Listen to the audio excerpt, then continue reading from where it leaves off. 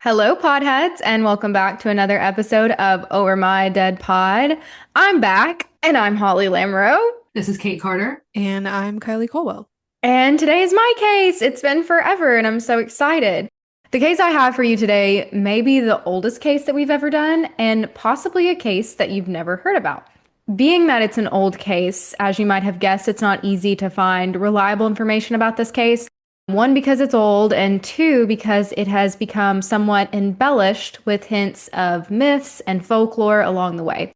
But the story I'm about to tell you is the most reliable facts that I could find, supported by documentation. Some of that documentation being like newspapers of the time, so that's like a little iffy.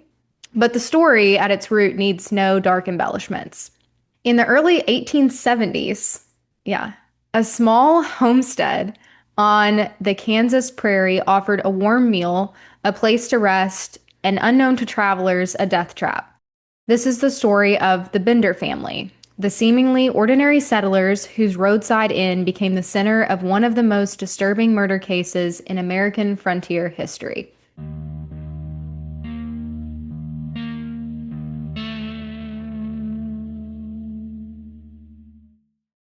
It is the fall of 1870 in Kansas, and at this time in Kansas, it is raw and barely settled.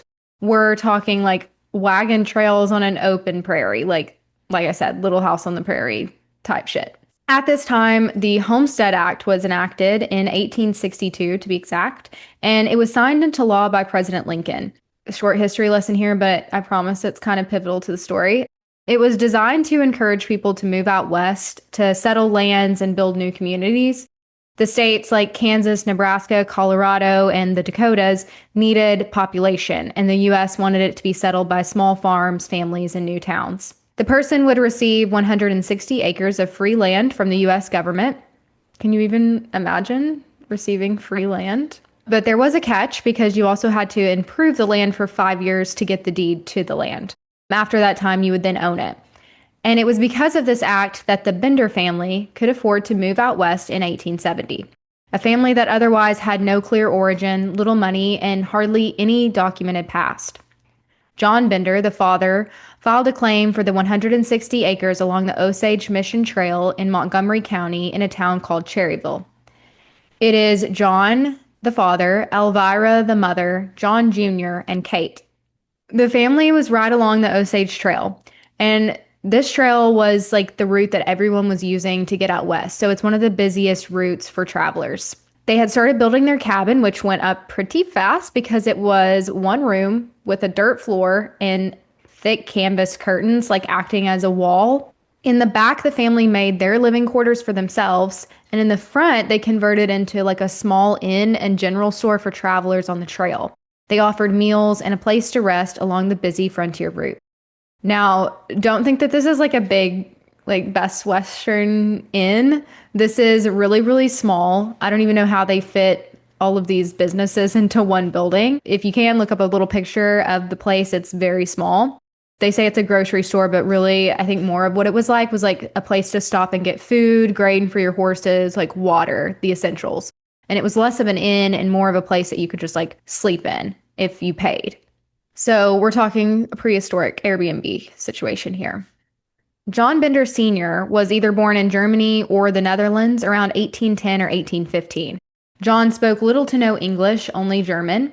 And when he did speak English, it was said that he spoke gutturally, and it was usually unintelligible. He was known to be like a very gruff man, too.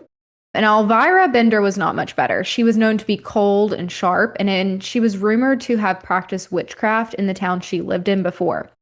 She was born in the US, they think, and she had two prior husbands who had both died. She was also rumored to be a little violent. At this time, she was 55 years old, and she was allegedly so unfriendly that her neighbors called her, quote, a she-devil, whatever that means. Go ahead and say bad vibes. Yeah, not the kind of people that you want hosting you at their inn. No, not at all. So they're kids. John Jr. was actually cheerful and normal. He was said to be handsome with auburn hair and a mustache, and he spoke English fluently, but he had a German accent. Now, Kate was kind of the weirdest one, as she is of this group. Kate was very different. She was young, beautiful, and very charming. She spoke English well, but she also had an accent, and she actually also claimed that she had a sixth sense. And she offered psychic readings and healings and seances, and she became somewhat of a celebrity in the area. She had a traveling show within Kansas where she offered to communicate with people's loved ones or heal them. And she mainly drew in male travelers, and she started advertising her services and writing pamphlets about, quote, free love. So it seemed like people started coming to the Bender family cabin because of Kate. And then they just kind of stayed to be polite because we know the other people are not so great. Kate fit into the area really well because the entire community was known as kind of being like the spiritualist community that kind of practiced the same vibes as Kate. I don't know why it was like that at that time, but I just saw reports saying that like what they believed and their spirituality of like talking to the dead or whatever fit in really well with where they settled. And it was one of the reasons that they picked this spot to settle. The Benders were odd, obviously, but they don't set off any like huge, real red flags. They're polite and they're helpful and they're not really threatening. Shortly after the family moved to town in 1873, a man named George Lochner and his infant daughter Mary Ann were traveling on the trail. They were on their way to resettle in Iowa, and they were never seen again. In March 1873, a man named William York went missing. William was a respected doctor in town, and he was last seen actually searching for George Lochner and his daughter because he had heard that this was the last place that they were seen. Now, William's like pretty important. William's brother was Colonel Ed York, who happened to be a pretty well-known Civil War hero, and his older brother was also a Kansas senator and one of the most influential men in Kansas. They both knew William's travel plans, so when he failed to return, they began searching for the missing doctor. Together, the senator and the colonel began a formal investigation. The colonel himself started combing the trail, and he started interviewing people along the way, asking if they had seen his brother. He searched riverbanks and abandoned homes and knocked on every homestead along the trail. Of course, he comes to the Bender family cabin. He knocks on the door and explains that his brother had gone missing and asked if they'd seen him. They admitted Dr. York had stayed with him and suggested the possibility that he'd run into trouble with like Indians or robbers along the trail. And Colonel York like kind of agreed that was possible, and then he ended up staying for dinner. Colonel York ended up coming back to the Bender Inn with a group of armed men after hearing that a traveler had escaped the house when Elvira Bender allegedly threatened her with knives. So he hears this claim and he's like, okay, there's these violent people along the trail. There's a few people turning up missing in this exact spot, so he comes back. Elvira claims she didn't understand English now. I guess she had understood it well enough before, and the younger Benders denied the woman's story completely. When York confronted them again with the accusation, Elvira exploded in anger, calling the woman a witch who had supposedly cursed her. She ordered the men to get out and also made it obvious that she understood far more English than she had pretended.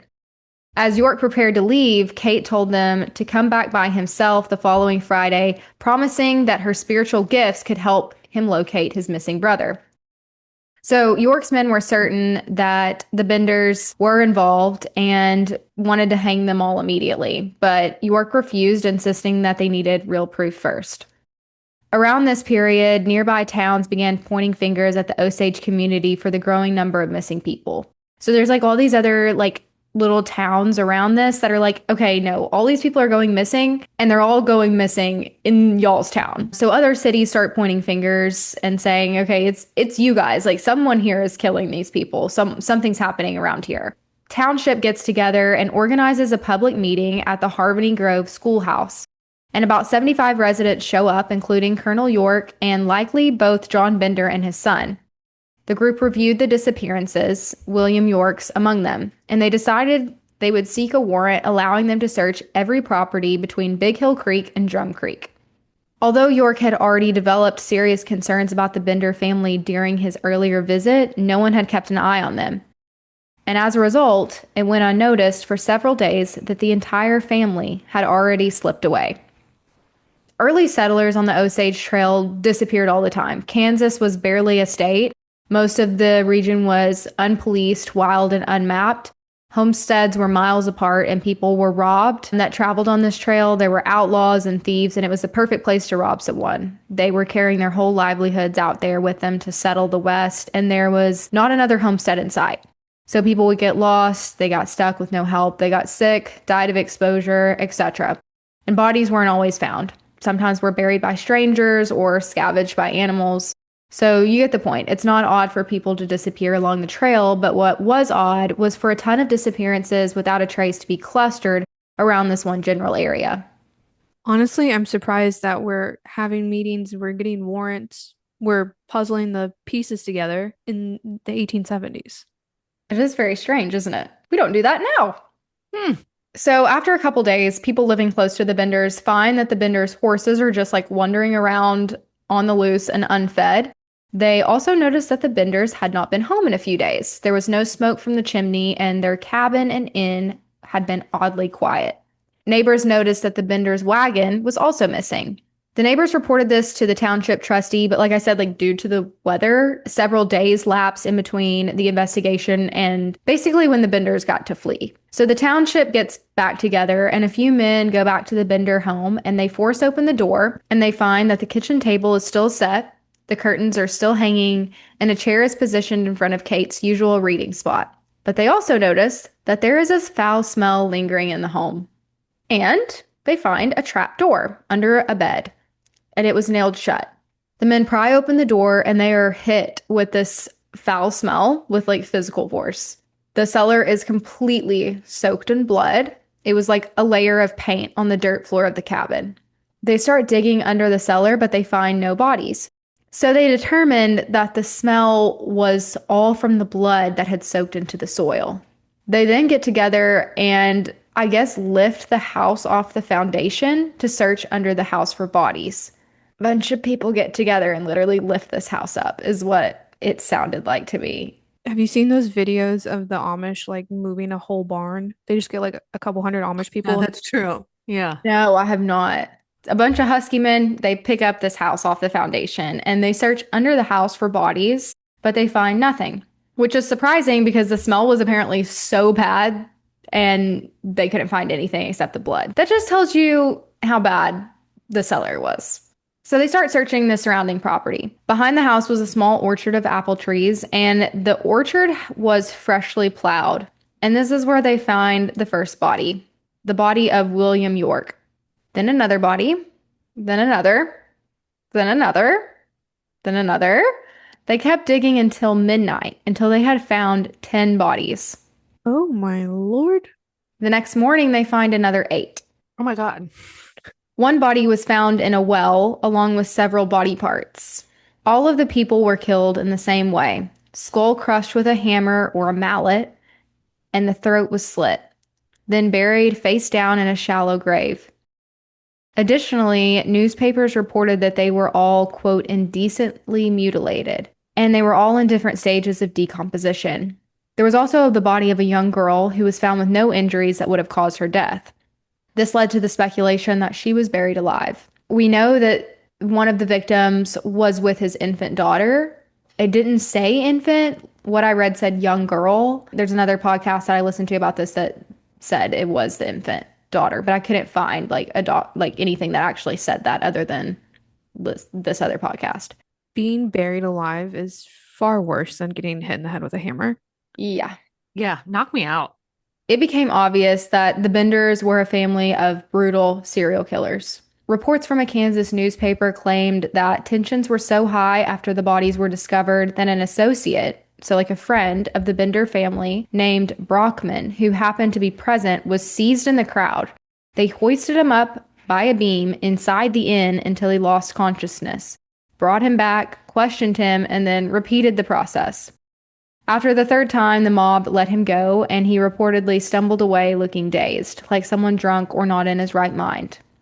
Inside the home, searchers also found a Roman Catholic prayer book containing handwritten German notes. Once translated, the entries included Jonathan Bender, born July 30th, 1848, and John Gebhardt came to America July 1st, 18 something. The old Bible discovered on the property also held ominous inscriptions such as, quote, Big Slaughter Day, January 8th, and Hell Departed. Then, more than 3,000 people from across the country came to visit this site.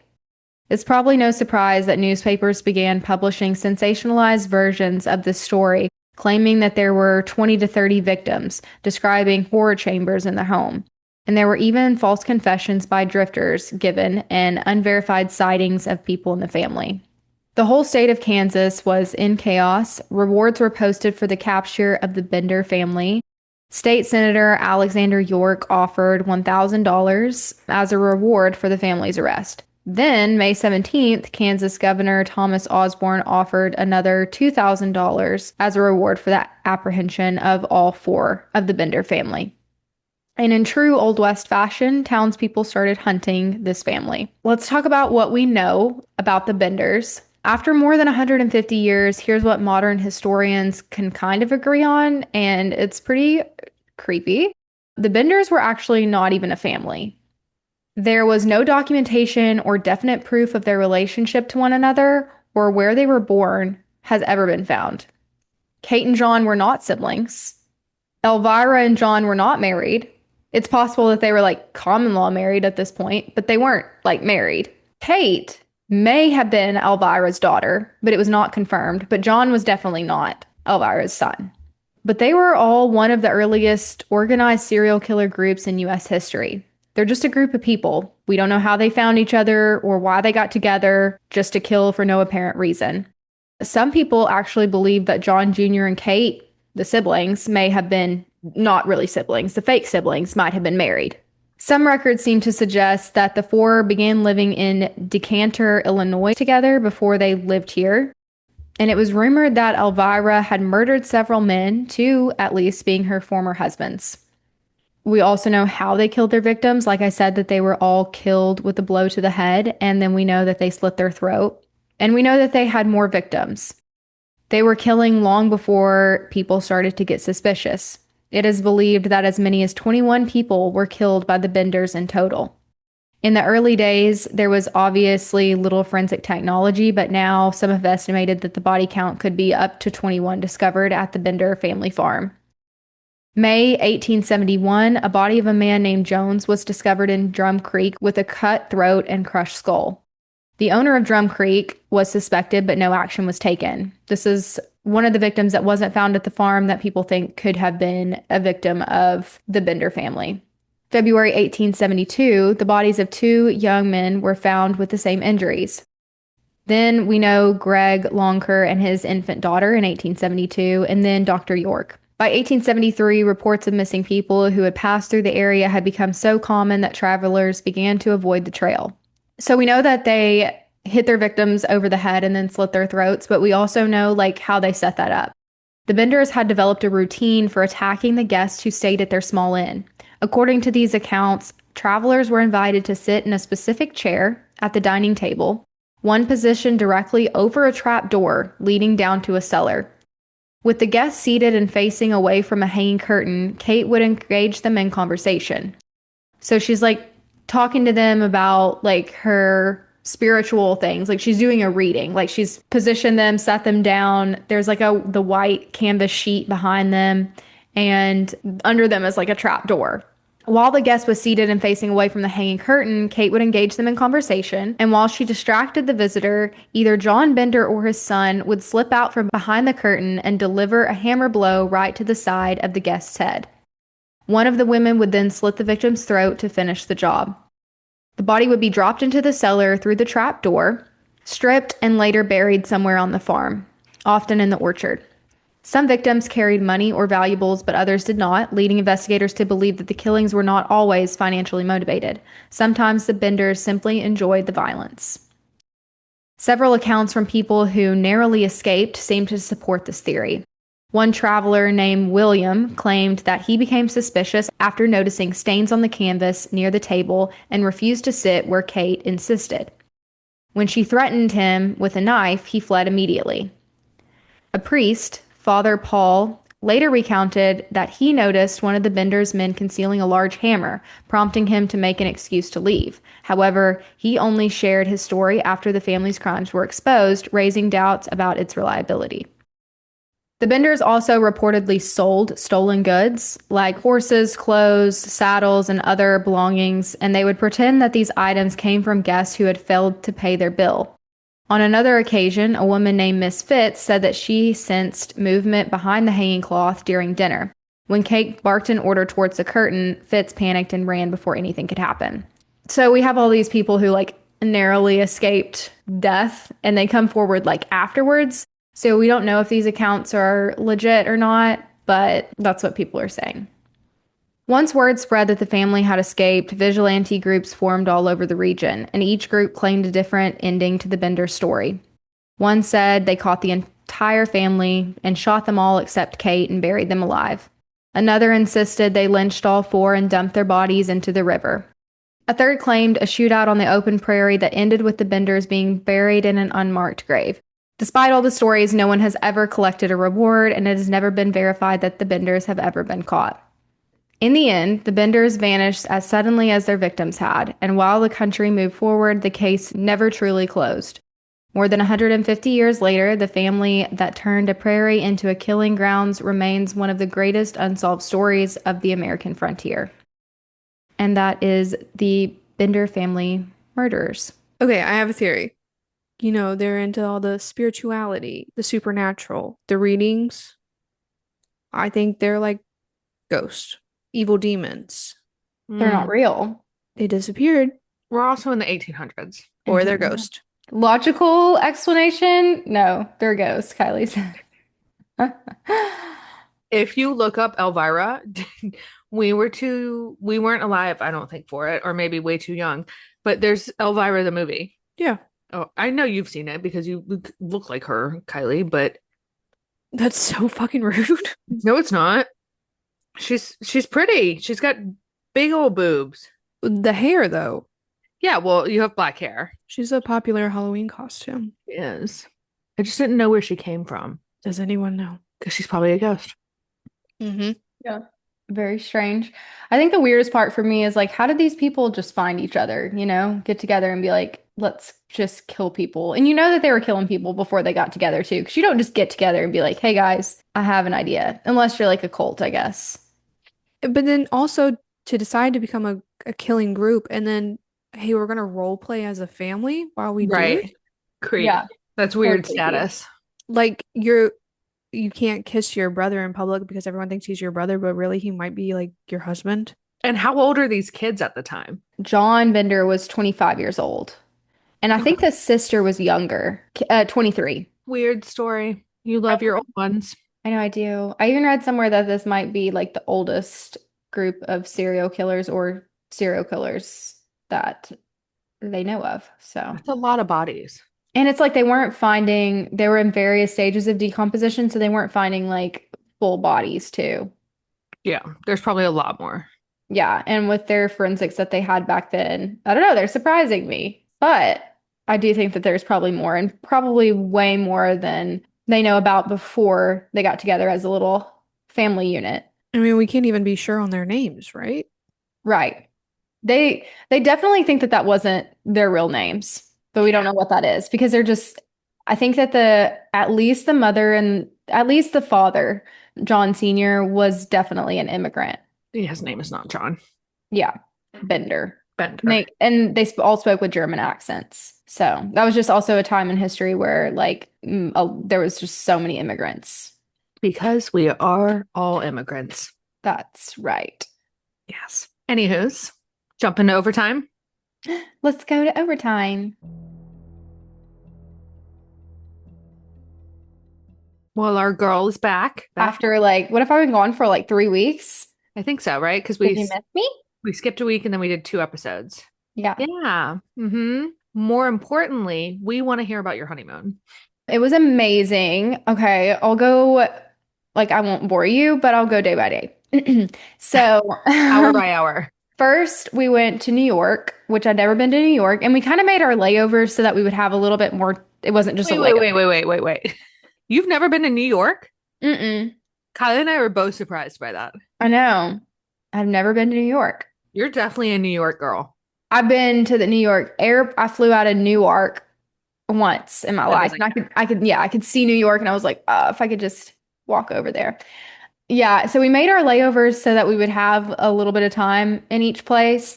So first we went to New York. We got there like super late at night in the middle of the night and we just basically went to bed and checked into our hotel. It was this cute little hotel called the High Line. And then we did New York that whole next day. And then we were able to have dinner in New York, like an early dinner, and then we flew out from New York to London.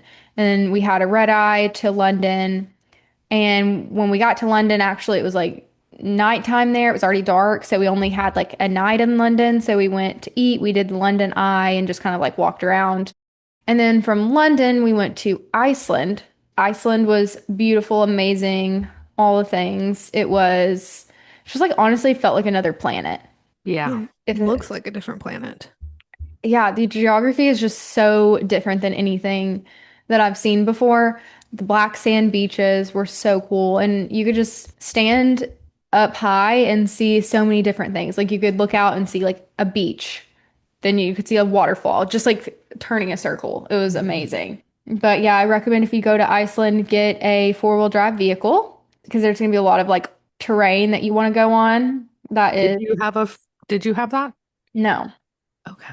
but Luke tried to make it Yeah. an I'm not all-terrain surprised. vehicle. We didn't hold back that much. We pushed the limits with the little car, but it was just really pretty. We did like a riverboat cruise at night to see the northern lights and we saw them and they were beautiful. It's just like we did the Golden Loop, so we stayed at a different hotel every single night, which was really cool, which was also a little hard because That's a lot. I had to pack up every single night and like we had to check out at a certain time and then put our crap in the car and then go to the next spot, unload. And it was just like a lot of unloading, but I guess it was worth it because you can't really do like the Golden Loop or the Golden Circle. Like if you, like you can't drive back to your same hotel every night. You wouldn't be able to see anything. Also because you have 5 hours of daylight.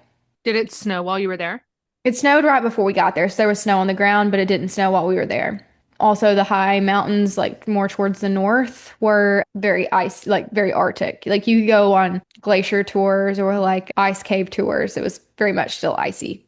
What did you think of the Icelandic food? I really liked it because I love soups and stuff and like fish and things like that. There was like always a soup on the menu. There was always a like fish and chips on the menu. But I really liked it.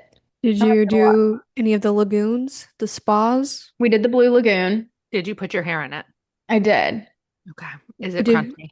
Yeah, it was actually like a crazy experience. Like we actually stayed one night at the resort there.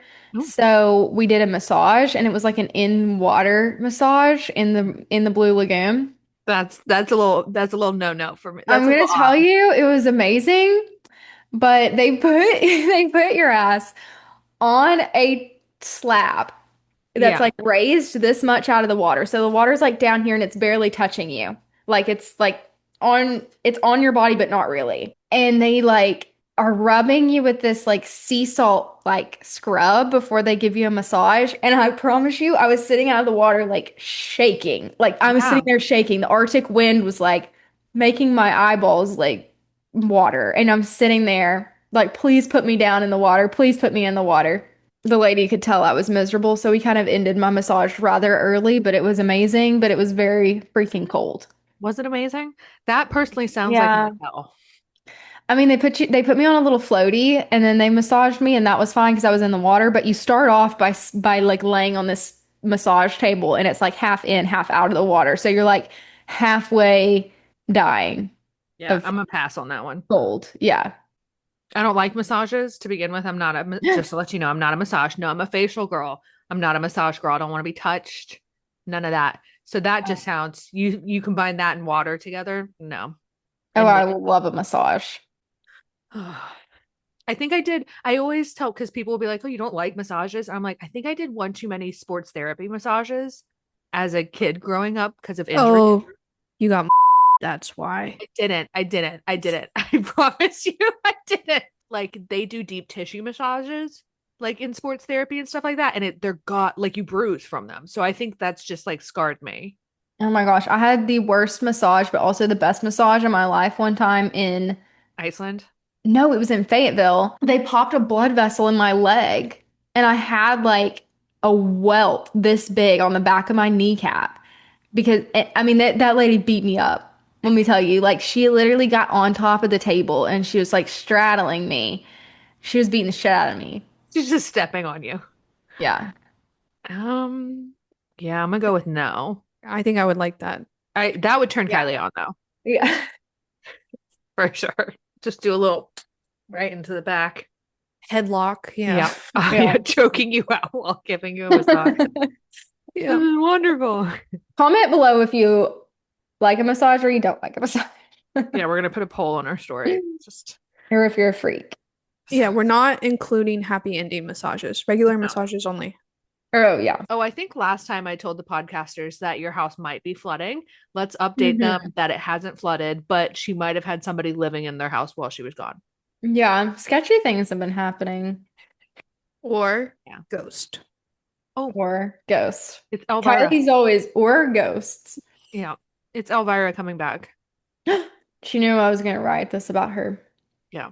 Yeah, well, she's a bitch, so that's all I have. All right, and with that, thanks for tuning in to another episode of Over My Dead Pod.